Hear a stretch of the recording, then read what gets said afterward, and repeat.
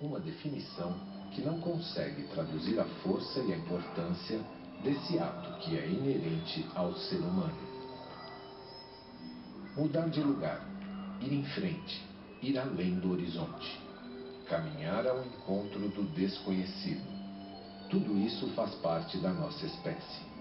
Migrar está no sangue da espécie humana, e foi graças a isso que povoamos todo o nosso planeta.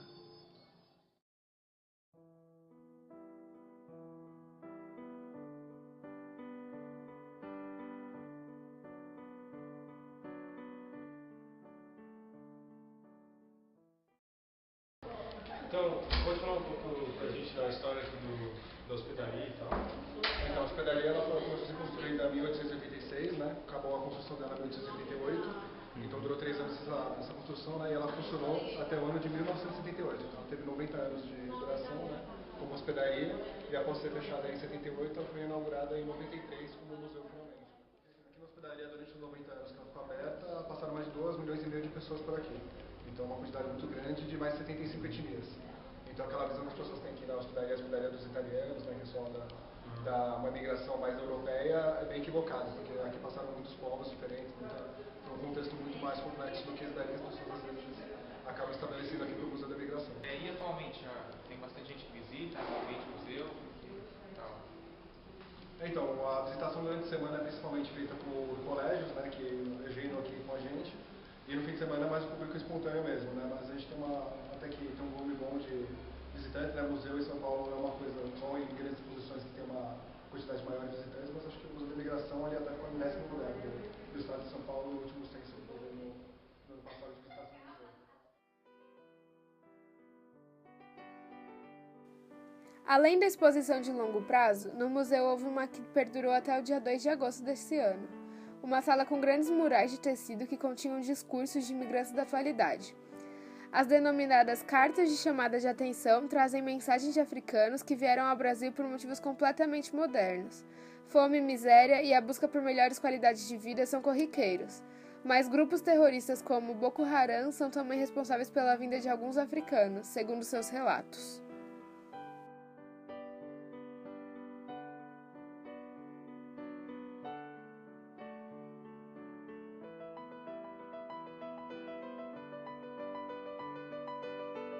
Os imigrantes que desembarcavam no Porto de Santos iam até a hospedaria usando o trem como meio de transporte. A linha férrea foi desativada na década de 1970, mas hoje é possível ter um passeio turístico por um curto trecho, na Maria Fumaça.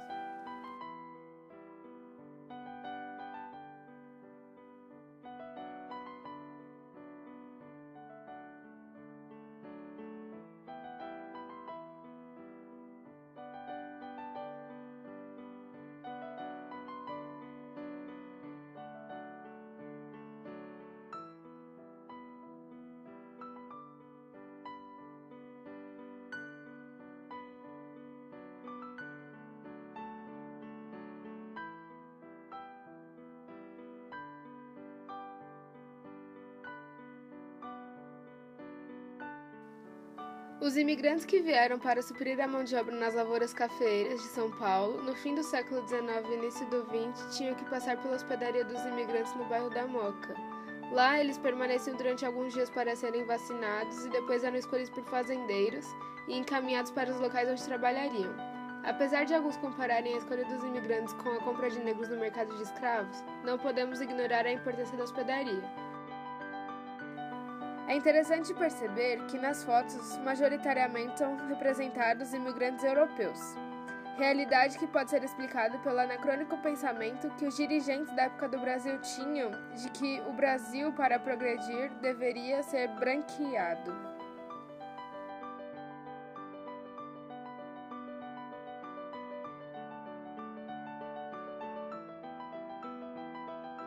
O museu conta com uma grande parede que possui vários nomes gravados. Nomes italianos, alemães, portugueses e japoneses que migraram para cá. Uma espécie de nostalgia atinge as pessoas que têm relações com as histórias dos imigrantes e que as veem retratadas de maneira tão admirável no museu.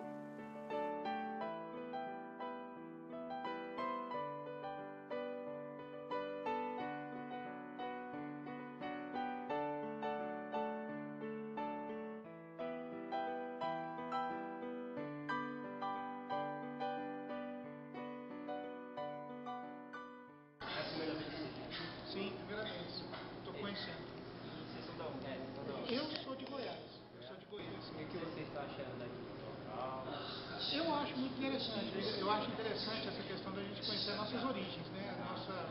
Nossa região. Eu, por exemplo, eu sou paulista e eu sou um migrante. Eu moro em Goiás há 30 anos, certo? E Goiás se fala muito dos paulistas que foram para lá. Hoje aqui eu estou descobrindo os que vieram para São Paulo e que daqui partiram para outro local, né? Vocês têm algum descendente, assim, imigrante desse país? Eu até perguntei para minha mãe ontem, justamente quando eu disse que eu viria para cá, ela disse que o avô dela era português. O grande espetáculo do museu consiste na retratação de como viviam as pessoas que queriam fazer a América desde 1887. O espaço conta com objetos de época. Camas, cadeiras e outros objetos estão dispostos de maneira que retratam o dormitório dos imigrantes. Tem a recriação do refeitório também. Mas, sem dúvidas, uma das mostras que mais chamou a atenção é a reunião de cartas. Cartas que os indivíduos enviavam a parentes e amigos que ficaram em seus países de origem. Há também documentos que oficializavam a relação de trabalho entre o imigrante e o fazendeiro. No museu é possível entender o processo de industrialização de São Paulo por meio de grandes mapas que mostram onde mais havia imigrantes no decorrer de aproximadamente 30 anos.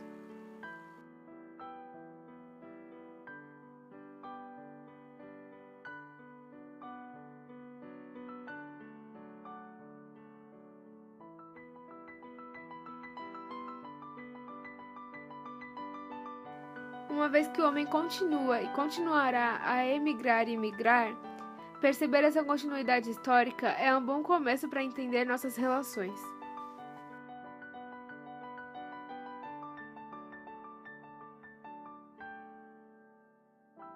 Todo ano acontece a conhecida Festa do Imigrante no Museu, que reúne barraquinhas com comidas típicas de diversos países, apresentações de teatro e leitura baseadas em obras estrangeiras e outras atrações.